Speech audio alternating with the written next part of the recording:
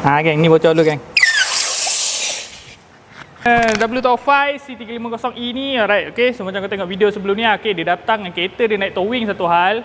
Suspension belakang ni, tayar belakang dia memang habis masuk ke dalam. Sebab apa? Sebab Amatic suspension dia dah tak naik lah, okay. Senang cerita jatuh langsung, okay, jatuh habis. Okay, so ni kita dah buka dah kita punya belon dia.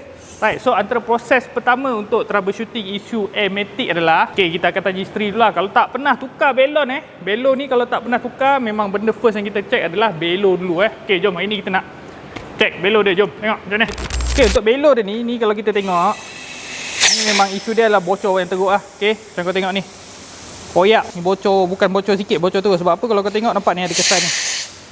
Ni adalah kesan terkelepet Nampak tu? Nampak tak bentuk ni? Ni bentuk terkelepet, dan disebabkan dia terkelepet tu lah dia boleh bocor macam ni. Okay, jarang Amatic untuk bocor terus macam ni kecuali dia dah bocor halus dan dibiarkan lah. Okay, bila dibiar lama-lama nanti dia akan terkelepet dan akan menyebabkan bocor yang teruk macam ni lah. Okay, so selalunya kalau bocor halus macam mana? Okay, ni aku tunjuk kat kau. Kalau bocor halus, nampak tu? Nampak tak belon ni? Nampak? Okay, ni bocor halus lah. Okay, Amatic belon selalunya memang dia akan bocor halus dulu. Okay, bocor sikit lah. Okay, Amatic belon punya isu adalah selalunya memang dia akan bocor halus. Macam kau tengok ni lah, dia akan bocor sikit. Okay, isu dia adalah bila bocor ni, bila kita parking, kereta akan mendap. Okay, sebab apa? Sebab dia dah bocor, kereta akan mendap bila simpan satu malam lah. So, kalau dah kena macam ni, bocor teruk ni memang akan jadi macam customer lah, breakdown. Okay, sebab apa? Sebab kereta dia start, Amatic suspension dia dah tak naik langsung dah. Right? So, selalunya kalau kes-kes macam ni, selalunya kompresor ataupun Amatic kompresor pun selalunya akan kong ataupun kiok sekali jalan lah. Okay, boleh diselamatkan ke tidak tu, nak tak nak kita kena tukar dulu Amatic baru. Okay, tukar Amatic baru, lepas tu kita running dan test tengok Amatic kompresor dia macam mana lah.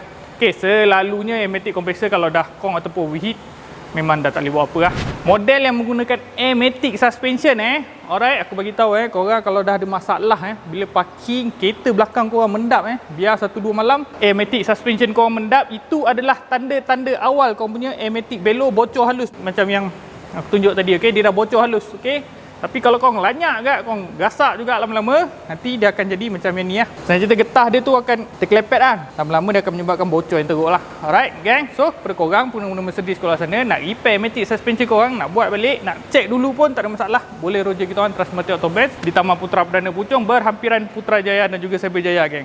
Apa-apa rujuk.